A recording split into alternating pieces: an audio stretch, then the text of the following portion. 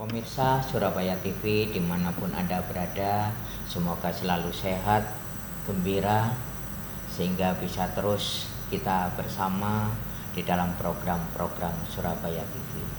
Berbahagia sekali pada kesempatan hari ini kita ditemani oleh Ibu Ajeng Wirawati.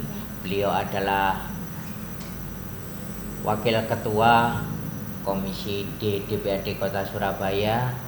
Marilah kita sapa beliau. Selamat sore, Bu. Selamat sore, Pak Nana.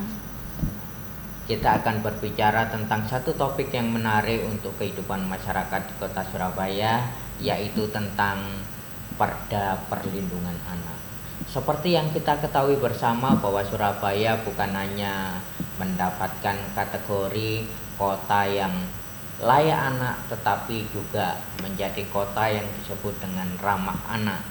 Apa artinya? Artinya seluruh anak Indonesia yang ada di Kota Surabaya, dimanapun dia berada, akan dijamin oleh perda tentang keselamatannya dan kenyamanannya. Karena itu, untuk lebih jauh, marilah kita langsung saja bertanya kepada Ibu Ajeng yang kebetulan juga Pansus Perlindungan Anak. Bu Ajeng, beberapa waktu yang lalu ada undang-undang baru ya, yaitu tentang TPKS yang diantaranya juga menyinggung persoalan anak ya, Bu. Kemudian dikaitkan dengan Undang-Undang Perlindungan Anak itu sendiri, yaitu Undang-Undang Nomor 23 Tahun 2022, bahwa Perda Surabaya sepertinya sedang direvisi dan ada pasal-pasal yang perlu ditambahkan. Kira-kira apa saja itu, Bu, yang menjadi nantinya akan mempertegas kewajiban pemerintah kota dan juga hak-hak anak yang ada di Kota Surabaya? Silakan, Ibu. Iya, ini sebelumnya Kota Surabaya ini punya perda ya, tahun 6 tahun 2011. Nah, ini perdanya cukup lama, sejak tahun 2011, karena ini kan sudah banyak undang-undang yang terbaru seperti disampaikan oleh Pak Nanang. Ada undang-undang TPKS, kemudian juga KLA Kota Layak Anak juga semakin juga indikatornya juga bertambah. Kemudian juga ada undang-undang pelindungan khusus yang belum terakomodir di perda sebelumnya. Karena ini dari DPRD menggarap lewat pansus mengenai perda penyelenggaraan pelindungan anak. Dan ini memang diajukan oleh pemerintah kota sebagai perubahan perda, sehingga ada 30 pasal. Di situ kita berkesempatan mengubah dalam satu pasalnya kurang lebih ada 14 pasal. 14 pasal ya, halnya termasuk mengenai hak anak di bidang pendidikan, hak anak di bidang kesehatan, kita memasukkan kesehatan reproduksi, kemudian juga hak anak juga di bidang sosial. Kemudian mengenai perlindungan khusus, kita memastikan upaya-upaya pemerintah sudah selaras, baik yang preventif yang tadi disebutkan di pasal awal, pendidikan, kesehatan, dan juga sosial. Ada juga masalah rehabilitasi. Di situ kita memastikan dengan adanya perda ini, pemerintah bisa mengatasi permasalahan yang ada di anak sekarang, yaitu mungkin anak-anak dalam kondisi bencana, anak-anak dalam pengungsian. Dan ini kita tidak hanya berbicara untuk anak Surabaya saja, tapi anak yang berada di Kota Surabaya. Jadi kita tidak memandang KK ataupun KTP harus Kota Surabaya, tapi keseluruhan dari anak-anak yang tinggal di Surabaya. Kemudian juga anak-anak dari korban trafficking ataupun anak-anak dari kekerasan, eksploitasi. Kita di situ ada bagaimana sih cara rehabilitasinya hingga pendampingannya supaya anak itu bisa sembuh dengan sehat total, seperti itu. Kemudian juga ada bab mengenai Kota Layak Anak. Kita memastikan ada di setiap kelurahan tuh sudah ada kelurahan ramah anak, kemudian kampung ramah anak, sehingga dari forum anak Surabaya harus bisa terfasilitasi di pemerintah kota Surabaya, yang mungkin dulu hanya satu karena Pemkot pada saat tahun 2011 hanya pembentukan skala kota, kita harus bisa menyentuh skala kelurahan.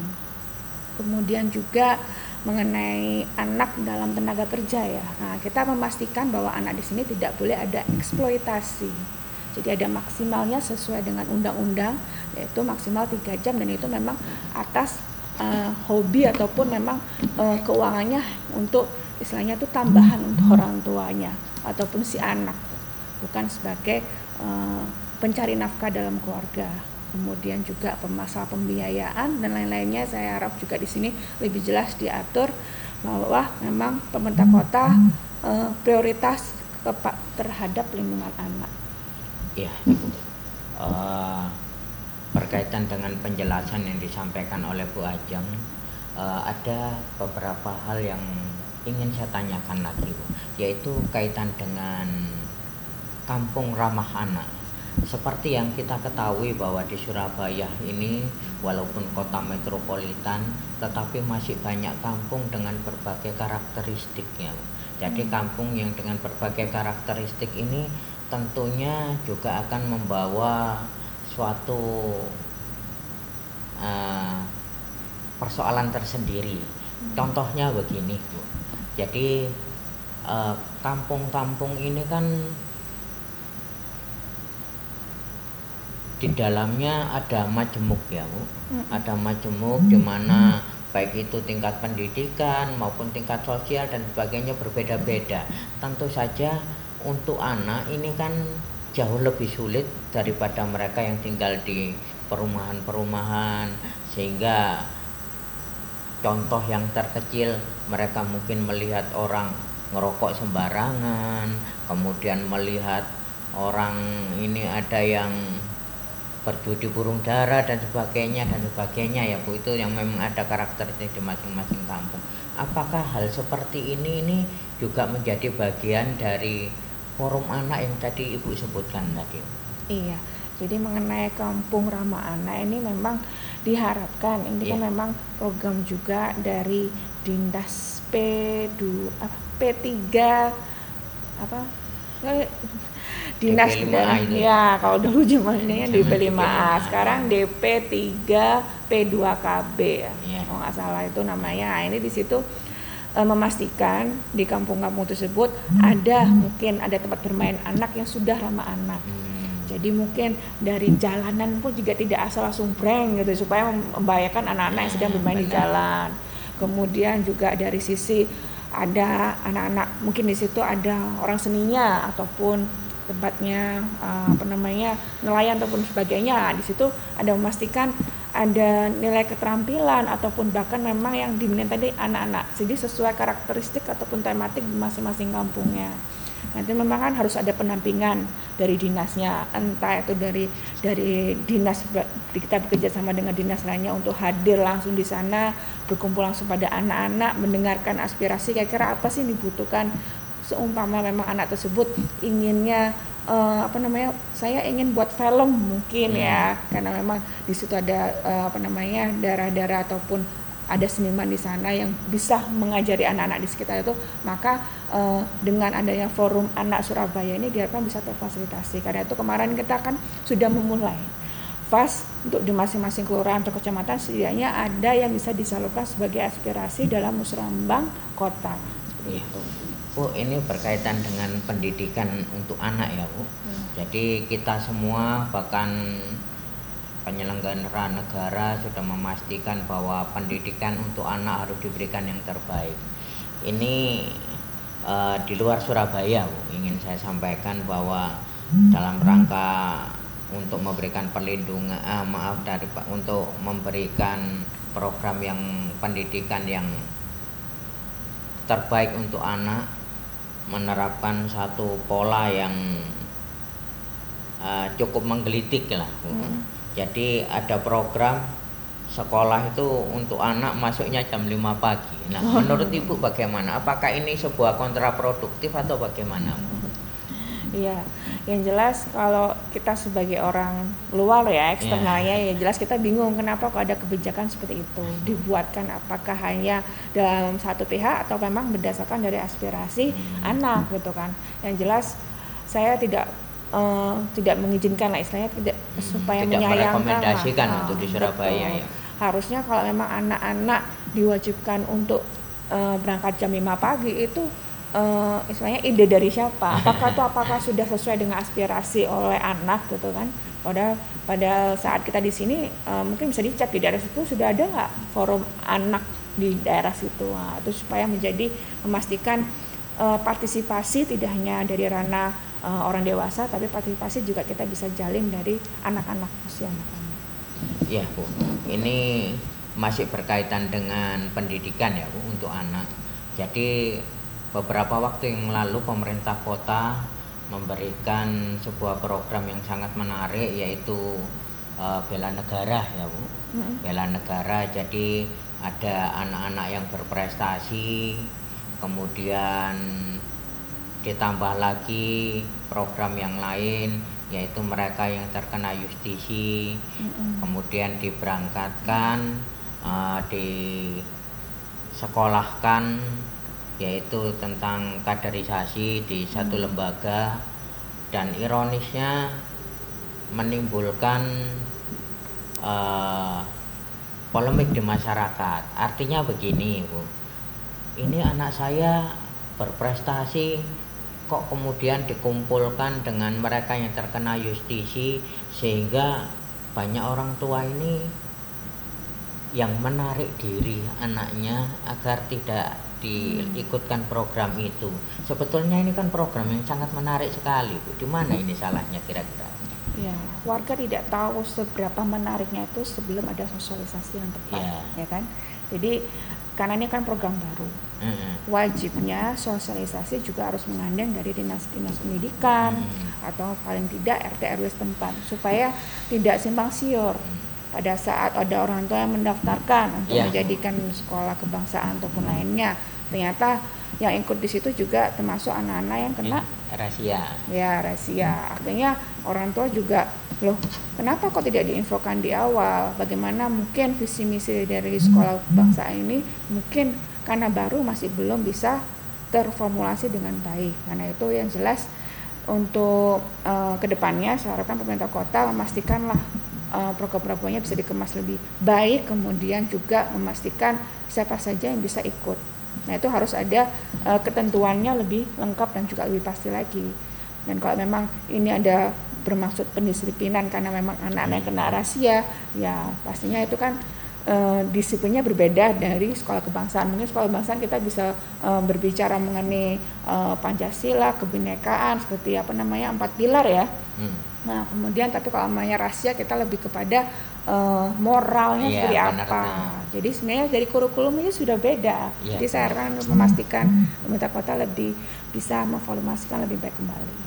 Ya Bu, kembali kepada perda yang sedang dikerjakan ya Bu.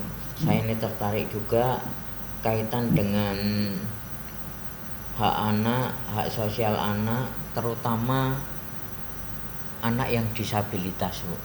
Jadi pemerintah kota sudah melakukan intervensi antara lain yaitu memberikan permakanan kepada anak-anak khususnya yang disabilitas juga. Nah, apakah di dalam perda yang akan diperdakan ini, raperda yang diperdakan ini ada tambahan-tambahan lagi Bu untuk kaitan dengan anak-anak yang disabilitas tadi selain permakanan untuk mereka? Iya, ini kalau permakanan itu agak berbeda ya, tapi yang jelas di sini ada hak-hak untuk disabilitas, yaitu hak disabilitas. Anak-anak disabilitas ini bisa mendapatkan pendidikan, fasilitas untuk kesehatan, dan juga mengenai sosial tuh pastinya ya dibantu kalau memang dari warga yang membutuhkan itu, baik dari sana prasarana. Ini juga masuk juga pada kota layak anak.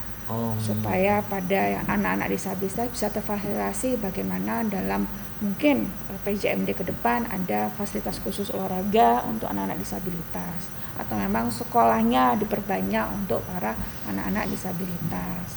Dan juga kita memastikan juga tidak hanya dari sisi permakanan ya. Kalau permakanan kan kita memang Sudah ada ya? kita ada turunannya. Kalau dulu memang asli dari kebijakan Kota Surabaya. Kalau sekarang kan memang dari pusat. Sehingga saya juga menitipkan pesan nih, jangan sampailah permakanan itu dikurangi. Supaya nanti permakanan yang khususnya anak-anak yang yatim dan juga disabilitas tidak terputus untuk permakanannya. Kemudian juga rumah anak prestasi salah satunya juga mengumpulkan para anak-anak yang punya dari keluarga yang punya anak ABK ya, supaya dapat pendampingan di situ, baik terapinya dan sebagainya. Ini baru ada di Surabaya, baru satu. Saya harapkan nanti ke depannya paling enggak minimal ada 2 lah di Kota Surabaya ya Pak. Ya, Bu. Kaitan dengan anak yang bermasalah dengan hukum, kira-kira bentuk intervensinya itu apa, Bu? Kepada mereka. Iya. Yang jelas kita di sini ada rumah aman untuk memastikan anak di sini didampingi, dilihat tumbuh kembangnya seperti apa. Kan ada 2, ada yang memang dia pada pendapat kan dia kurang lebih pelaku ya mungkin ya. Nah ini supaya diarahkan anak tersebut di sini diterapi bisa tidak menjadi kedepannya menjadi berhadapan dengan hukum kembali ya, kayak kemarin kita ada kasus ya ada kekerasan di UPTD ya, itu saya harapkan pemerintah kota ini harus serius lah, harusnya benar-benar mengirimkan orang-orang yang bisa mampu mengarahkan anak-anak yang berhadapan dengan hukum ini nanti ke depannya bisa tidak melakukan hal-hal kriminal kembali. Iya, Bu.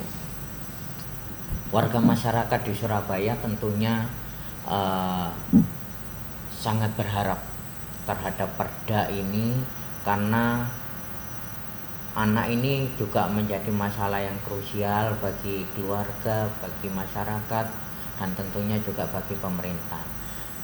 Pesan apa yang ingin Bu Ajeng sampaikan kepada masyarakat senyampang perda ini sedang dikerjakan dan sebentar lagi akan diperdakan? Apa yang ingin Ibu sampaikan kepada para ibu-ibu yang ada di Surabaya, juga para anak-anak yang ada di Surabaya? Iya. Silahkan. Jadi alhamdulillah perda ini sudah selesai kita bahas dalam pansus sehingga dalam proses finalisasi kepada gubernur, sehingga saya ingin sampaikan kepada ibu-ibu dan juga bapak-bapak yang jelas di sini kita mengupayakan melindungi anak dari segala permasalahan, mungkin pergaulan bebas, narkoba, berhadapan dengan hukum dan lainnya, supaya kita bisa mendidik bersama anak-anak menjadi generasi yang lebih baik di depannya.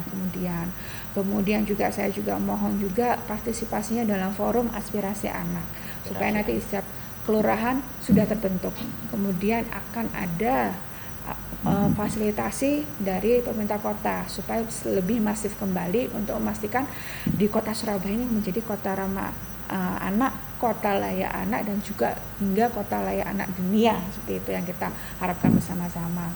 Kemudian juga saya harapkan supaya nanti semua dari masyarakat ya, baik itu dalam lembaga pendidikan, baik juga bidang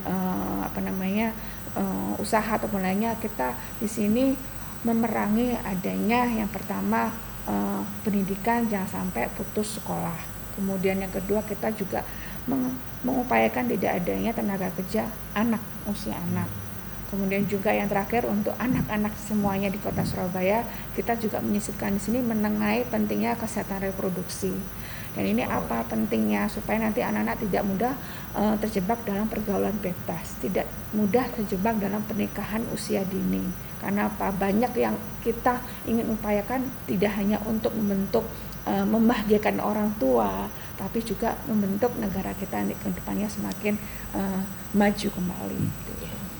Pemirsa Surabaya TV dimanapun Anda berada, demikian penjelasan dari Ibu Ajeng Wirawati berkaitan dengan Perda Perlindungan Anak yang sebentar lagi akan diperdakan dan yang kita tunggu-tunggu. Tentunya penjelasan ini bisa menjadi acuan bagi kita bagaimana hak anak itu diatur di dalam Perda, bagaimana kewajiban pemerintah diatur di dalam Perda. Tentunya itu kembali kepada kemaslahatan masyarakat, utamanya kepada anak. Dialog ini sangat menarik, namun waktu juga yang harus memisahkan kita. Karena itu kita akan berpisah dan bertemu kembali dalam sesi-sesi yang akan datang, tentunya dengan tema dialog yang lebih menarik lagi. Akhir kata, terima kasih atas perhatian Anda semua. Kita akan ketemu lagi dalam masa-masa yang akan datang. Dan tetaplah setia bersama kami di Surabaya TV di channel 35. Terima kasih. Salam Surabaya TV. Terima kasih Bu Ajeng. Terima kasih.